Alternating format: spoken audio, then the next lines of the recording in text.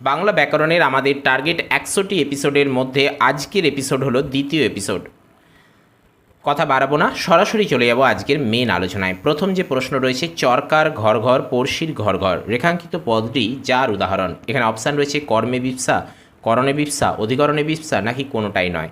সঠিক উত্তর দেখুন ডান দিকে অ্যান্সারের মধ্যে আমরা দিয়ে রেখেছি অপশান বি, অর্থাৎ অধিকরণে বিপ্সা। বিপ্সা মানে একই শব্দের পুনরুক্তি দুবার উচ্চারণ হয়েছে, স্বাভাবিকভাবেই এটা হয়ে যাচ্ছে বিপ্সা। এবং সেই সঙ্গে এটা অধিকরণ কেন, আমরা জানি স্থান, কাল, আধার, সময় এই সবগুলো বিষয়গুলো যদি বোঝায় তাহলে কিন্তু হয়ে যায় অধিকরণ কারক। স্বাভাবিকভাবেই এটা কিন্তু ঘর ঘর বলতে কি বোঝাচ্ছে সেটা আপনারা বুঝতে পারছেন। স্বাভাবিকভাবেই এটা হয়ে যাচ্ছে অধিকরণে বিপ্সা। নেক্সট প্রশ্নে চলে যাচ্ছি। ফয়সালা যে ধরনের শব্দ, এটা কিন্তু সম্পূর্ণ আপনাদের মুখস্থ রাখতে হবে, বোঝার কিন্তু ব্যাপার নেই, তবে একটু বেসিক নলেজ দিয়ে আপনারা ভাবতে পারেন, কেননা এখানে সঠিক উত্তর রয়েছে আরবি। আমরা জানি আইন, আদালত, খাজনা, খারিজ, খবর, কেতাব, মালিক ইত্যাদি ইত্যাদি ব্যাপারগুলো কিন্তু আরবি শব্দের মধ্যে পড়ে। ফার্সি হবে না, অনেকে কিন্তু এখানে ফয়সালাটা ফার্সির সঙ্গে গুলিয়ে ফেলবেন, কিন্তু না। আবার এ ব্যাপারটাও থাকে, ফয়সালা শব্দ হিন্দির ক্ষেত্রে বেশি ব্যবহার হয়, কিন্তু এটা হিন্দি শব্দ নয়, ফয়সালা হলো একটি আরবি শব্দ। নিচের কোন ধরনের বাচ্য পরিবর্তনটি বাংলা ভাষায় অমিল? অপশান রয়েছে কর্তৃবাচ্য থেকে কর্মবাচ্য, কর্মবাচ্য থেকে কর্তৃবাচ্য, অপশান ডি ভাববাচ্য থেকে কর্তৃবাচ্য নাকি কর্মবাচ্য থেকে ভাববাচ্য। সঠিক উত্তর রয়েছে অপশান সিতে, অর্থাৎ কর্মবাচ্য থেকে ভাববাচ্য। এটা কিন্তু পরিবর্তন হয় না, বা কর্মবাচ্যের সঙ্গে ভাববাচ্যের কোনো সম্পর্ক নেই। কর্তৃবাচ্য থেকে ভাববাচ্য, ভাববাচ্য থেকে কর্তৃবাচ্য এরকম হয়। কর্তৃবাচ্য থেকে কর্মবাচ্য, কর্মবাচ্য থেকে কর্তৃবাচ্যে পরিবর্তন করা যায়, কিন্তু কর্মবাচ্য থেকে ভাববাচ্যে পরিবর্তন করা যায় না। শুধু আপনাদের মনে রাখতে হবে কর্মবাচ্য থেকে ভাববাচ্যে পরিবর্তন করা যায় না, বাকি সব ঠিক আছে। মহৎ পদ পরিবর্তন করলে কি হয়? মহৎ শব্দটি পদ পরিবর্তন থেকে একটা প্রশ্ন আসে। এখানে কী কী অপশান রয়েছে? মহা, মহান, মহতি নাকি মহত্ব। সঠিক উত্তর এটা যে কেউ পারবে, মহত্ব, অর্থাৎ মহৎ পদ পরিবর্তন করলে হয় মহত্ব। আমরা যে সকল প্রশ্নগুলো আলোচনা করছি ব্যাকরণ থেকে, এগুলো কিন্তু বিগত দিনেও এসেছে, বর্তমানে বিভিন্ন পরীক্ষায় আসছে, আগামী দিনেও কিন্তু অবশ্যই আসবে। আপনারা যদি এগুলো ভালোভাবে বুঝে উঠতে পারেন তাহলে খুবই ভালো, যদি বুঝতে নাও পারেন এগুলো কিন্তু আপনারা খাতায় নোট ডাউন করে রাখতে পারেন। তার থেকেও সহজ উপায় হবে যদি আপনারা ডেসক্রিপশান বক্সে যে লিঙ্কে ক্লিক করে টেলিগ্রাম গ্রুপে জয়েন হয়ে যান, সেখানে কিন্তু ঠিক যেমনটাই আপনারা এখানে পেজেতে দেখতে পাচ্ছেন, সেখান থেকে কিন্তু অতি সহজে এই রকমই পিডিএফ ডাউনলোড করে নিতে পারবেন, এবং সরাসরি আপনারা চাইলে প্রিন্ট আউট করতে পারেন, কিংবা মোবাইলে কিংবা কম্পিউটারে কিংবা ল্যাপটপে যাতে চাইবেন তাতেই কিন্তু আপনারা নিজেরা পড়ে নিতে পারবেন, কোনো অসুবিধা নেই। আমরা কিন্তু অ্যান্সার, কোয়েশ্চেন সমস্ত কিছু কিন্তু এখানে ডিটেলসভাবে সাজিয়ে দিয়েছি। ধরন শব্দের ব্যুৎপত্তি হলো ধর ধাতুর অন, ধর ধাতুর ন, ধৃ ধাতুর ন নাকি ধৃ ধাতুর রন। সঠিক উত্তর রয়েছে অপশান এতে, অর্থাৎ ধর ধাতুর অন হলো ধরন। প্রকৃতি প্রত্যয় থেকে একটা প্রশ্ন আসে। নেক্সট, সোমা তখন গান করছিল, এটি যার উদাহরণ। অর্থাৎ এটা বলা হচ্ছে সময়কালটার কথা, অর্থাৎ বর্তমান, অতীত, ভবিষ্যৎ, এই যে কাল নির্দেশক, সেখান থেকেই প্রশ্ন এসেছে সোমা তখন গান করছিল। অর্থাৎ এখান থেকে আমরা পরিষ্কার বুঝতে পারছি তখন মানে অতীতকালের কথা বলা হচ্ছে, তাই তো? এখানে অতীতকালের কথা বলা হচ্ছে, তার মানে এটা কিন্তু অতীত, প্রথমেই আমরা বুঝতে পারছি। সেই সঙ্গে এখানে দেখুন প্রত্যেকটাতেই অতীত শব্দের উল্লেখ রয়েছে, তার মানে অতীতের যে শ্রেণীবিভাগ রয়েছে তার মধ্যে থেকে পার্টিকুলার আমাদেরকে খুঁজে বের করতে হবে। এখানে বলা হচ্ছে সোমা তখন গান করছিল, অর্থাৎ অতীতে কিছুক্ষণ ধরে গানটা করছিল, গান নিশ্চয়ই একটা মুহূর্তে হয়ে যায় না, কিছুক্ষণ ধরে করছিল। তাহলে এখানে কোনটা হবে? অপশান এখানে কিন্তু সঠিক উত্তর রয়েছে ঘটমান অতীত। কেন অতীত এটা আরেকটু আর বলার চেষ্টা করব। এখানে কিন্তু বলা হচ্ছে সোমা তখন গান করছিল, অর্থাৎ গানটা করছিল অর্থাৎ অতীতকাল, ঠিক আছে। আরেকটা কথা, প্রত্যেকটাতে অতীত উল্লেখ রয়েছে, তাই বিশেষ কিছু এটা নিয়ে ভাবার কিছু নেই। তবে অতীতের মধ্যে যে শ্রেণীবিভাগটা আছে সেটা একটু ভাবতে হবে। তাহলে আমরা ভাববো যে সোমা তখন গান করছিল, অর্থাৎ অতীতে কিছুক্ষণ ধরে ঘটছিল ব্যাপারটা, তাহলে বা অতীতে কিছুক্ষণ ধরে গানটা গাইছিল, গান তো আর একটা মুহূর্তে হয় না, তাহলে এটা হয়ে যাচ্ছে ঘটমান অতীত। অতীতে কোনো কাজ কিছু সময় ধরে ঘটলে বা ঘটতে থাকলে তাকে বলা হচ্ছে ঘটমান অতীত। স্বাভাবিকভাবেই এইটার হলো ঘটমান অতীতের উদাহরণ। রঙ্গিলা শব্দটি কোন ধরনের শব্দ? আরবি, হিন্দি, ফার্সি নাকি পর্তুগিজ। সঠিক উত্তর রয়েছে অপশান বিতে, অর্থাৎ রঙ্গিলা শব্দটি হলো হিন্দি শব্দ। দেখবেন গানেতে আছে রঙ্গিলারে, একটা গান আছে নিশ্চয়ই, বুঝতে পারছেন। এবারে আসি, মান্য চলিত বাংলায় হস্যই হস্য এ ও এই চারটি ধ্বনিকে বলা হয় কি ধ্বনি? হস্যস্বর, অর্ধস্বর, অপস্বর নাকি কোনোটাই নয়? সঠিক উত্তর হলো অর্ধস্বর। মান্য চলিত বাংলায় হস্যই হস্য এ ও এগুলো হলো অর্ধস্বরের উদাহরণ। নেক্সট, দ্বৈপায়ন শব্দের ব্যুৎপত্তি করলে কি হয়? একটু বানানটা গন্ডগোল হয়েছে, সরি ফর দ্যাট, বানানটা একটু ঠিক করে নেবেন। ব্যুৎপত্তি করলে এখানে একটু বানানটা গন্ডগোল হয়েছে। দ্বৈপায়ন শব্দের ব্যুৎপত্তি করলে কি হয়? এখানে দ্বীপ যোগ আয়ন, দ্বৈপ যোগ আয়ন, দ্বীপ যোগ আয়ন নাকি দ্বীপ যোগ স্নায়ন? এই বানানগুলো একটু লক্ষ্য করবেন। অপশান ডি এখানে সঠিক উত্তর রয়েছে, দ্বীপ যোগ স্নায়ন ইজগাল টু দ্বৈপায়ন। অর্থাৎ ব্যুৎপত্তি বলতে এখানে কিন্তু প্রকৃতি প্রত্যয়ের কথা বলা হচ্ছে। গণ্ডগ্রাম এখানে সমাসের কথা বলা হয়েছে, নির্ণয় করতে হবে এটা কোন সমাসের কথা এখানে বলা হচ্ছে। এখানে অপশান কি রয়েছে দেখে নেব। সাধারণ কর্মধারায়, মধ্যপদলোপী কর্মধারায়, অব্যয়ীভাব নাকি নিত্য সমাস। দেখুন, নিত্য সমাস বলতে কি, তাকেই বলা হয় যার ব্যাসবাক্য হয় না বা ব্যাসবাক্য করতে গেলে অন্য পদের প্রয়োজন হয়, তাকে বলা হচ্ছে নিত্য সমাস।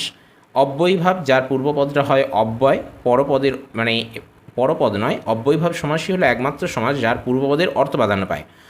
আর মধ্যপদলোপী কর্মধারায় হচ্ছে ব্যাসবাক্যের মধ্যকার পদটা লুপ্ত হয়ে যায় আর পরপদের অর্থ প্রাধান্য পায়। আর সাধারণ কর্মধারা হলো সেটাই যেখানে ব্যাসবাক্যের মধ্যে মানে মাঝের শব্দটা হবে সে কিংবা সেই কিংবা যিনি, তিনি, যাহাই তাহাই, হ্যাঁ, বা যে কিংবা অথচ, এই যে শব্দগুলো যদি থাকে তাহলে কিন্তু সেটা হয়ে যায় সাধারণ কর্মধারায়। এবারে বলবো গণ্ডগ্রাম কোন সমাসের উদাহরণ। আমরা ডান দিকে দেখতেই পাচ্ছি নীলকালিতে লেখা আছে অপশান এ। এখানে আমরা পরিষ্কার বুঝতে পারছি, তাহলে সঠিক উত্তর রয়েছে এতে, অর্থাৎ সাধারণ কর্মধারায়। তাহলে যদি এবারে আমরা বললাম সাধারণ কর্মধারায় কোনগুলোকে বলা হয় বললাম, তবে এবার গণ্ডগ্রাম শব্দটিকে বা সমাসটিকে যদি আমরা ব্যাসবাক্যে ভাঙি তাহলে আমরা কি পাবো? গণ্ড যে গ্রাম, তাহলে মাঝে আমরা যে শব্দটা পাচ্ছি, তাহলে এটা কিন্তু হয়ে যাচ্ছে সাধারণ কর্মধারায়। এই যে এবারে আপনারা বলবেন মধ্যকার পদটা তো লুপ্ত হচ্ছে, কিন্তু না, এখানে মাঝে যে আছে এবং গণ্ড যে গ্রাম, হ্যাঁ, তাকেই বলা হচ্ছে গণ্ডগ্রাম। এইভাবে কিন্তু এই টার্মটা লক্ষ্য করতে হবে, তাহলেই চলবে। এবার একটা কথা আপনাদের বলি, যদি ভিডিওটি ভালো লাগে এখনও পর্যন্ত, যদি ভালো লাগে এতক্ষণ পর্যন্ত যে দেখলেন, তাহলে অবশ্যই একটি লাইক করবেন। আর যদি মনে হয় যে শেয়ার করার মতো, তাহলে প্রয়োজনদের সাথে শেয়ার করতে পারেন। আর চ্যানেলে নতুন এসে থাকলে অবশ্যই সাবস্ক্রাইব করে অল নোটিফিকেশানটি অন করবেন। বেশ, নেক্সট প্রশ্নে চলে যাব। এখানে যেটা বলা হয়েছে, চ কিংবা ছ পরে থাকলে সন্ধির ক্ষেত্রে পূর্ববর্তী বিসর্গের স্থানে কি হবে? অর্থাৎ শূন্যস্থান পূরণ করতে বলা হচ্ছে। এবং লক্ষ্য করুন প্রত্যেকটার সঙ্গে হসন্ত আছে। অপশান সি এখানে সঠিক উত্তর, অর্থাৎ তালবস্য হয়। চ কিংবা ছ পরে থাকলে সন্ধির ক্ষেত্রে পূর্ববর্তী বিসর্গের স্থানে তালবস্য হয়। কেমন? অপশান সি এখানে সঠিক উত্তর। পরবর্তী যেটা রয়েছে, সে তো হেসেই খুন, এখানে তোয়ের নিচে দাগ দেওয়া রয়েছে, অর্থাৎ আন্ডারলাইন করা রয়েছে। বলা হচ্ছে যে রেখাঙ্কিত পদটি কোন অব্যয়ের উদাহরণ? অর্থাৎ প্রথমেই বলে দেওয়া হয়েছে এটা একটা অব্যয়। কেমন? তবে সেটা কী অব্যয়, এখানে সেটাই প্রশ্ন। তাহলে এখানে আমরা পাচ্ছি কি কি অপশানগুলো লক্ষ্য করতে হবে। বাক্যালঙ্কার, উপমাবাচক, সম্মতিসূচক নাকি সংযোজক। এখানে কিন্তু অনেকেই সংযোজকের সঙ্গে গুলিয়ে ফেলেন, কিন্তু না, এখানে সঠিক উত্তর হচ্ছে তো হলো একটি বাক্যালঙ্কার বা আলংকারিক অব্যয়। তাহলে সঠিক উত্তর আমরা যেটা পাচ্ছি যে সে তো হেসেই খুন, এখানে সঠিক উত্তর কী হবে? সঠিক উত্তর আপনারা তখন বলবেন যে সঠিক উত্তর হলো তো হলো এখানে একটি বাক্যালঙ্কার বা আলংকারিক অব্যয়, অর্থাৎ অপশান এ এখানে সঠিক উত্তর। বেশ, নিচের কোনটি মৌলিক স্বরধ্বনি নয়? এখানে একটু বানানটা আবার গন্ডগোল হয়েছে, এগুলো টাইপ করার সময় ঠিক থাকে, কিন্তু যখন সেভ করে চেঞ্জ করা হয় তখন এটা প্রবলেমটা হয়। কেমন? তো নিম্নের কোনটি মৌলিক স্বরধ্বনি নয়? আমরা জানি মৌলিক স্বরধ্বনি কোনগুলোকে বলা হয়? যৌগিক স্বরধ্বনি। আমরা জানি যৌগিক স্বরধ্বনি কোনগুলি? ওই এবং ও, অর্থাৎ যৌগিক বলতে দুটো মানে একটার বেশি স্বরধ্বনি মিলে যে স্বরধ্বনি সৃষ্টি হয়, তাই তো? সেটাকে বলা হচ্ছে যৌগিক, অর্থাৎ যুক্ত হয়ে যায়, কয়েকটা স্বরধ্বনি যুক্ত হয়ে যায়, সেটা একটা কিংবা একের বেশি। এই হলো ব্যাপার। এখানে যেটা চাওয়া হয়েছে যে নিম্নের কোনটি মৌলিক স্বরধ্বনি নয়, নয় কোনটা? অর্থাৎ অপশান বি কিন্তু এখানে সঠিক উত্তর, অর্থাৎ হস্যই। কেমন? বেশ, এবারে আমরা যেটা জানবো যে পুরুষেরা বেশি বোঝা বহন করে না, এটা কোথা থেকে এসেছে? টেক্সচুয়াল থেকে, অর্থাৎ হিমালয় দর্শন থেকে এসেছে এই প্রশ্নটা। সেখানে বলা হচ্ছে যে পুরুষেরা বেশি বোঝা বহন করে না। রেখাঙ্কিত পদটি যে ধরনের বিশেষ্য বহন, এটা কি ধরনের বিশেষ্য, এটা আমাদেরকে লক্ষ্য করতে হবে। এটা বহন করা কিন্তু অ্যাকচুয়াল ক্রিয়া বোঝায়, কিন্তু এখানে বিশেষ্য হিসেবে চাওয়া হয়েছে। তাহলে এটা কোন ধরনের বিশেষ্য? দেখুন, একটু আগে আপনাদের বললাম ক্রিয়া বোঝায়, তাহলে এখান থেকে কিন্তু আমাদের বুঝতে হবে বহন করা মানে কি, কাজ করা বোঝাচ্ছে। তাহলে এটা বিশেষ্যটা কি? বিশেষ্য কত প্রকার বলুন তো? 5 প্রকার। তার মধ্যে থেকে যেটা হবে সেটা, এখানে যে অপশানগুলো রয়েছে এর মধ্যে থেকে খুঁজে নিতে হবে। সংজ্ঞাবাচক বিশেষ্য তো হবে না, আর অবস্থাবাচকটা না, গুণবাচকটা কিন্তু একদমই হবে না। আর অবস্থার সঙ্গে অনেকে ভাববেন, কিন্তু অবস্থাটা নয়। শৈশবে যদি বলা হয় শৈশব, কৈশোর, যৌবন, এগুলো অবস্থাবাচক, কিন্তু বহন করা আমরা পরিষ্কারভাবে বুঝতে পারছি এটা কাজ করা বোঝাচ্ছে। স্বাভাবিকভাবে এটা বিশেষ্যের অন্তর্গত ক্রিয়াবাচক বিশেষ্য একটি শ্রেণীবিভাগের মধ্যে পড়ছে। সঠিক উত্তর তাহলে থাকছে পুরুষেরা বেশি বোঝা বহন করে না। রেখাঙ্কিত পদটি যে ধরনের বিশেষ্য, উত্তর হবে ক্রিয়াবাচক বিশেষ্য। বেশ, এখন ঘর অন্ধকার। এবারে দেখুন, প্রশ্নটা কিন্তু সেই জায়গায় রেখেছে। রেখাঙ্কিত পদটি কোন ধরনের বিশেষ্য? লক্ষ্য করুন, এখানে অন্ধকার কি?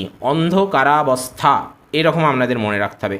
শৈশবাবস্থা, যৌবনাবস্থা, কৈশোরাবস্থা, হ্যাঁ ঠিক সেরকমই অন্ধকারাবস্থা, এইভাবে ভাববেন। তাহলে আপনি এখানে পেয়ে যাবেন অন্ধকার হলো একটি অবস্থাবাচক বিশেষ্য।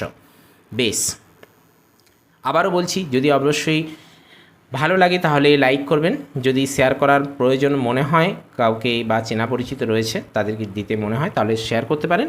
আর যদি চ্যানেলে নতুন এসে থাকেন অবশ্যই সাবস্ক্রাইব করবেন, এর দ্বারা আমরাও অনেকটা মোটিভেটেড হতে পারি। নিজের পায়ে অবশ্যই দাঁড়াতে হবে। রেখাঙ্কিত পদটি যে ধরনের সর্বনাম, এটা আপনাদেরকে বুঝতে হবে। দেখুন, আমি সরাসরি উত্তর বলবো, এটা কিন্তু নিজে বলতে কি, নিজেকে অর্থাৎ আত্মবাচক সর্বনাম। অনেকে কিন্তু গণ্ডগোল করেন যে নির্দেশক, নির্দেশ দেওয়া হচ্ছে, অনির্দেশকটা হচ্ছে না, ঠিক আছে। আর ব্যক্তিবাচকটা কিন্তু করাটা খুব ভুল হবে। কেমন? এটা কিন্তু নিজে মানে আত্মবাচক বোঝাচ্ছে। সঠিক উত্তর রয়েছে অপশান ডিতে। খুব বেশি দেখুন কঠিন প্রশ্ন কিন্তু বিগত দিনে আসেনি, বা খুব বেশি কঠিন প্রশ্ন কিন্তু আসে না। প্রশ্ন কিন্তু অনেকটা হালকা থাকে, সহজই থাকে, কিন্তু ব্যাকরণের বিষয় তো যত সহজই থাকুক না কেন ভুল হয়ে যাওয়ার সম্ভাবনা বেশি থাকে। সহজ প্রশ্নে ভুল হওয়ার সম্ভাবনা কিন্তু বেশি। ঝড় ঝঞ্ঝা রৌদ্র বাদলে বিধ্বস্ত মানুষটি সারা সংসারে আজ একা, একটু বানানগুলো গণ্ডল হয়েছে, এটা হয় সারা সংসারে আজ একা। রেখাঙ্কিত পদটি যে ধরনের বিশেষণ, এখানে আমরা পরিষ্কারভাবে বুঝতে পারছি এটা কিন্তু বহুপদী বিশেষণ। কেন? অনেকগুলো পদ রয়েছে। অ্যাকচুয়াল পদ কাকে বলে বলুন তো? পদ হচ্ছে শব্দের সঙ্গে বিভক্তি যোগ হলে তাকে বলা হয় পদ, তাই তো? এবং শব্দ তো বাক্যে ব্যবহার হতে পারে না, তাকে পদে পরিণত হতে হয় বিভক্তির সাহায্য নিয়ে, তারপরে সেটা কিন্তু বাক্যে ব্যবহারের উপযোগী হয়। অর্থাৎ ওই জন্যই বলা হয় পদ সমষ্টি অর্থাৎ বাক্য। তাহলে এখানে বলা হয়েছে ঝড় ঝঞ্ঝা রৌদ্র বাদলে বিশুদ্ধ মানুষটি সারা সংসারে আজ একা। রেখাঙ্কিত পদটি যে ধরনের বিশেষণ, সঠিক উত্তর আমরা বলে দেব বহুপদী বিশেষণ। কেননা এখানে অনেকগুলো পদের সমন্বয় ঘটেছে। সেখানে যেমন ঝড় ঝঞ্ঝা রৌদ্র বাদল, কতগুলো পদের সমষ্টি বলুন তো? 4টে পদ রয়েছে। আবার এখানে কি যেগুলো অপশান রয়েছে সেগুলো একটু লক্ষ্য করুন তো। দেখুন, পরিমাণবাচক, এটা কি হয়? হয় না। এবারে দেখুন অবস্থাবাচক, এই জায়গাটা নিয়ে একটু চিন্তা ভাবনা এসে যায়, কিন্তু হবে না। আপনাদেরকে লক্ষ্য করতে হবে অনেকগুলো পদ রয়েছে এবং তার নিচে আন্ডারলাইন করা হয়েছে। স্বাভাবিকভাবে এটা হলো বহুপদী বিশেষণ। যদি দুটোর বেশি হয়ে যায় না, তখনই কিন্তু আপনারা বহুপদীতে চলে যাবেন, আর কোনো চিন্তা ভাবনা করার দরকার নেই। আর ক্রিয়াবাচক বিশেষণ বা ক্রিয়া বিশেষণ তো হচ্ছে না, কোনো কাজ তো এখানে বোঝাচ্ছেই না। বেশ, নেক্সট যাব 18 নম্বর প্রশ্নে। নিম্নের কোনটি স্বরধ্বনির উদাহরণ নয়? এইরকম ব্যাপারগুলো কিন্তু বারংবার আসছে, অর্থাৎ সঠিক উত্তর চাওয়া হচ্ছে না, চাওয়া হচ্ছে ভুল কোনটা সেটাকে আপনাকে শনাক্তকরণ করতে হবে। এখানে যেটা বলা হচ্ছে যে সংলগ্ন, সারঙ্গ, ভয়ার্ত নাকি মহোৎসব, সঠিক উত্তর রয়েছে কিন্তু সংলগ্ন। অর্থাৎ এটাকে সন্ধিতে ভাঙুন, তাহলে আপনি পাবেন যে স্বরধ্বনি কাজ করছে না, ব্যঞ্জন ধ্বনিতে কিন্তু কাজ হচ্ছে। স্বাভাবিকভাবেই এটা কিন্তু স্বরধ্বনির বা স্বরসন্ধির উদাহরণ নয়। স্বামীজির একটা নতুন ছবি দেখাইব, একটু লক্ষ্য করুন রেখাঙ্কিত পদটি কি? যুক্ত ক্রিয়া, যৌগিক ক্রিয়া, প্রযোজক ক্রিয়া নাকি নাম ধাতুজ ক্রিয়া? লক্ষ্য করুন, প্রথমে আপনাদের বলি এখানে অপশান তো দেখতেই পাচ্ছেন অপশান বি হবে, কিন্তু অন্যগুলো কেন নয় আর কেনই বা বি এখানে সঠিক উত্তর সেটা নিয়ে একটু অ্যানালিসিস করা দরকার। সেজন্যই কিন্তু প্রতিটা অপশানে আমরা কিন্তু একটু যুক্তিসহ আলোচনা করার চেষ্টা করছি এবং সেই ব্যাপারে আপনাদেরও কিছু বলার থাকলে নির্দ্বিধায় কমেন্ট বক্সে বলবেন, কেমন? বেশ, এখানে যেটা বলা হচ্ছে স্বামীজির একটা নতুন ছবি দেখাইব। দেখুন, দেখাইব বলতে কি, কেউ কাউকে দেখাবে, কেউ কাউকে দিয়ে কাজটা করিয়ে নেবে, মানে কি অন্যজন দেখবে, এ তাকে দেখাবে, মানে তাকে দিয়ে কাজটা করাবে। একটু চিন্তা ভাবনা করুন, ভেবে বুঝুন, তাহলেই বুঝতে পারবেন ব্যাপারটা। এখানে যেটা বলা হচ্ছে যুক্ত ক্রিয়া, যুক্ত ক্রিয়া মানে কি দুটো ক্রিয়া থাকবে, কেমন? দুটো ক্রিয়া থাকবে। আর যৌগিক ক্রিয়া এখানেও তাই, যৌগিক ক্রিয়া একটা সমাপিকা একটা অসমাপিকা ক্রিয়া। হ্যাঁ, অসমাপিক ইয়া বা ইতে প্রত্যন্ত অসমাপিকা ক্রিয়ার সঙ্গে একটি সমাপিকা ক্রিয়া যুক্ত হয়ে যে ক্রিয়া সৃষ্টি হয় তাকে বলা হয় যৌগিক ক্রিয়া। এই যে ব্যাপারগুলো থাকে। এবারে আসছে নাম ধাতুজ ক্রিয়া। দেখুন, নাম ধাতুজ বলতে কি বিশেষ্য বিশেষণ সেই জায়গার যদি ধাতু সেই জায়গাটায়, কিন্তু এই নাম ধাতুজের সঙ্গে অনেকে মিলিয়ে ফেলেন বা গুলিয়ে ফেলেন, কিন্তু না, এটা দেখুন একটা বিষয় লক্ষ্য করতে হবে, প্রযোজক ক্রিয়া এখানে সঠিক উত্তর। আপনারা প্রথমেই বুঝতে পেরেছেন, কেননা অ্যান্সার আমরা দিয়ে রেখেছি। এবারে বলি কেন প্রযোজক ক্রিয়া, অন্যগুলো বললাম কেন নয়, তাহলে এই প্রযোজক ক্রিয়া এখানে সঠিক উত্তর কেন? প্রযোজনা করা হচ্ছে যে ক্রিয়ার দ্বারা, অর্থাৎ প্রযোজক, অর্থাৎ সিনেমার ক্ষেত্রে আমরা লক্ষ্য করেছি যে প্রডিউসার অর্থাৎ সিনেমার প্রযোজক, অর্থাৎ তিনি কর্মচারীদের দিয়ে, ডিরেক্টরদের দিয়ে, অভিনেতা অভিনেত্রীদের দিয়ে কাজটা করিয়ে নিচ্ছেন এবং তাদেরকে দিয়ে সিনেমাটা তৈরি করিয়ে নিচ্ছেন, যার জন্য তাকে বলা হচ্ছে প্রযোজক। অর্থাৎ কোনো ব্যক্তি যখন অন্যকে দিয়ে কাজ করিয়ে নেয় তখন তাকে বলা হচ্ছে প্রযোজক, এবং স্বাভাবিকভাবেই কিন্তু এটা হয়ে যাচ্ছে প্রযোজক ক্রিয়া। আবার ঠিক একইভাবে যে কাজটা করছে ওই প্রযোজকের আন্ডারে তারা হয়ে যাচ্ছে কি প্রযোজ্য, তাই তো, প্রযোজ্য ক্রিয়া। নেক্সট, আজকের শেষ আলোচনা, মন্ত্রী পদ পরিবর্তন করলে কি হবে? মন্ত্রিত্ব, মন্ত্র, মন্ত্রণা নাকি সব কটি? দেখুন, এখানে সঠিক উত্তর রয়েছে কিন্তু মন্ত্রণা। মন্ত্রী পদ পরিবর্তন করলে হবে মন্ত্রণা। মানে এইভাবে আপনারা মনে রাখতে পারেন যে মন্ত্রীরা কিন্তু ওই মন্ত্রণা দিতেই সময়টা কাটায়, তারা ভালো কাজ কতটা করে সেটা কিন্তু ভাববার বিষয়। আমি কিন্তু একটু মানে মজা করে বলছি, কেমন, সিরিয়াসলি নেবেন না। আপনারা জাস্ট মনে রাখার জন্য এইভাবে বুঝবেন, মন্ত্রীরা বেশিরভাগ সময় কিন্তু মন্ত্রণাই দেয়। মানে আপনারা একটু গোপাল ভাঁড়ের দিকটা লক্ষ্য করবেন, কেমন গোপাল ভাঁড়ে মন্ত্রীমশাই কী করেন, রাজার কাছে শুধু বিভিন্ন ব্যক্তির নামে, শুধু গোপাল কেন, যে কোনো ব্যক্তির নামে কী করেন, মন্ত্রণা দিতে থাকেন। হ্যাঁ, তাতে করে রাজামশাইও রেগে যান, আলটিমেট শেষ পর্যন্ত কিন্তু মন্ত্রীরই সাজা হয়। তো যাই হোক, মন্ত্রী পদ পরিবর্তন করলে কি হবে? সঠিক উত্তর হচ্ছে মন্ত্রণা। মন্ত্রিত্ব কিন্তু অনেকে করে ফেলেন, কেননা মন্ত্রিত্ব শব্দটা বহুল প্রচলন রয়েছে, মন্ত্রিত্ব, কিন্তু সেটা হবে না। আর মন্ত্র তো নয়, আর সবকটি কিন্তু কখনোই হয় না। তো যাই হোক, এখানে সঠিক উত্তর আমরা পেলাম, মন্ত্রী পদ পরিবর্তন করলে হচ্ছে মন্ত্রণা। কেমন? তো আমরা ঠিক পূর্বেকার মতনই এখানেও আমরা 20টা প্রশ্ন নিয়ে আলোচনা করলাম। নেক্সট এপিসোডেও আমরা আবারও 20টা প্রশ্ন নিয়ে আসবো, এবং আপনারা ডেসক্রিপশন বক্সে দেওয়া লিঙ্কে ক্লিক করে টেলিগ্রাম গ্রুপে জয়েন হয়ে যান, এবং প্রতিটা পিডিএফ কিন্তু আপনারা নির্দিষ্ট সময়ে ঠিক পেয়ে যাবেন। সেখান থেকে আপনারা অতি সহজে ডাউনলোড করুন, 1 MBও লাগে না, খুব কম একটা ইন্টারনেট খরচ হয় এটা ডাউনলোড করতে, কয়েক কেবির মতো থাকে আর কি। তো আপনারা ডাউনলোড করে নিন, করে নিয়ে আপনারা সংগ্রহ করে রাখুন। এগুলোর মধ্য থেকেই কিন্তু আগামী দিনের পরীক্ষায় আসবে, কেননা এগুলো কিন্তু বিগত দিনে এসেছে, ঘুরিয়ে ফিরিয়ে এইগুলোই আসছে, কেমন? এবং সেই সঙ্গে অবশ্যই আবারও বলছি, লাইক, শেয়ার, সাবস্ক্রাইব করে আমাদের সঙ্গে থাকবেন। তো stay tune, stay connected with সাহিত্য বিজান। Thank you.